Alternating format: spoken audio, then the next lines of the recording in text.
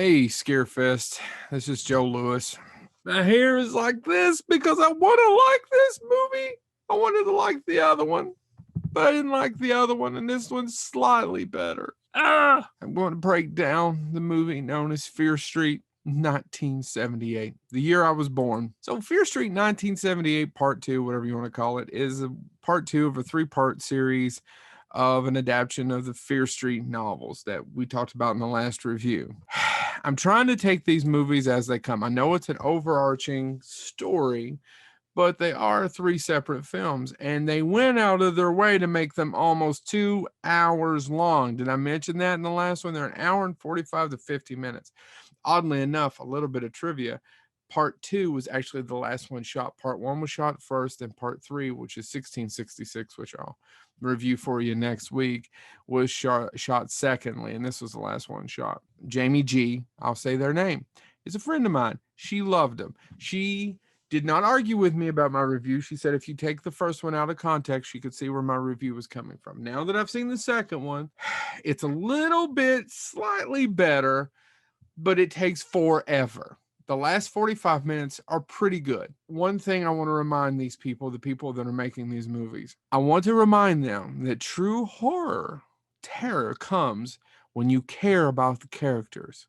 If you get invested into a character, you feel bad for them. And if you're invested in Sally and Texas Chainsaw Massacre, you don't want anything to happen to Sally and her friends. You don't want anything bad to happen to that little girl Reagan in Exorcist.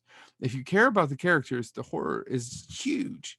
I couldn't give 2 shits about anybody in Fear Street. As a compliment to them, I'll give them credit. They have no problem killing off most of them, even the kids. Lots of kids with axes to the head. I'll give them credit.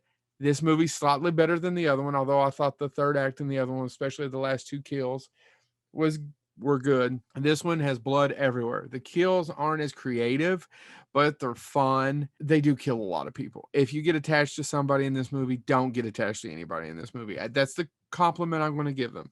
And this one's a little bit more, the third act as a brisk pace than the other one, or at least the last half. But it takes forever to get there. The story is still convoluted about a witch, sunny side, shady side, Camp Nightwing. This actually movie was shot where they shot Jason Part 6, or Friday the 13th Part 6, Jason Lives, which is, I know, a lot of people's favorite Friday the 13th film. Once again, they do a lot of needle drop music that doesn't quite blend with the movie, but it's not as much as it was on the other one. A few of it takes me out. I like the setting. I enjoy the idea of it, but it's once again very convoluted, and some of the acting just sucks. And I don't care about any of these people. And basically, Fear Street Part 2, 1978, is a flashback. The first one sets it up, the second one's a flashback, and I'm pretty sure the third one's just even more of a flashback to flesh out the tale of a witch haunting this town, and while she's murdering everyone. Check it out if you enjoyed the first one. If you didn't like the first one, this one's not great, but I did like the third act. When it gets to just killing, it doesn't quite stop. It's pretty gruesome, and it's pretty raw. So I did think that was well done. This has been Joe Lewis. Next week, do you think they can bring it all together with Fear Street Part 3, 1666?